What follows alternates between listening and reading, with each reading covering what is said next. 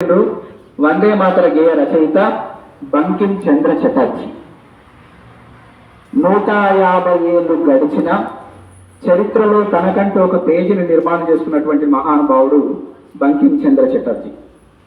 మనకు చరిత్రలో ఒక పేజీ ఉంటుందో ఉండదో, మనల్ని మన రాబోయే తరాలు మన కుటుంబ సభ్యులు కూడా గుర్తుపెట్టుకుంటారో గుర్తుపెట్టుకోరో, కానీ యావత్ ప్రపంచమంతా గుర్తుపెట్టుకోగలిగేటటువంటి వ్యక్తి బంకిం చంద్ర చటర్జీ.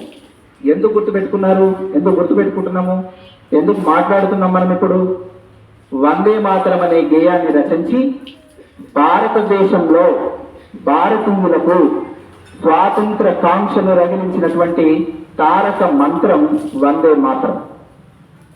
బ్రిటిష్ వాళ్ళు మనల్ని పరిపాలిస్తున్న సందర్భంలో బంకిం చంద్ర చటర్జీ గారు ఉద్యమంలో పాల్గొని రైలు ప్రయాణం చేస్తున్నారట.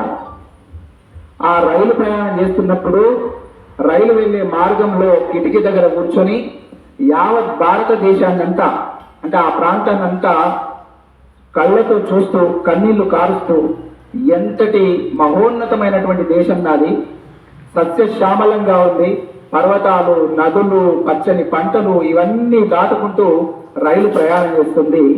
ఆ సందర్భంలో పుట్టినటువంటి గేయమే వందే మాతర గేయం.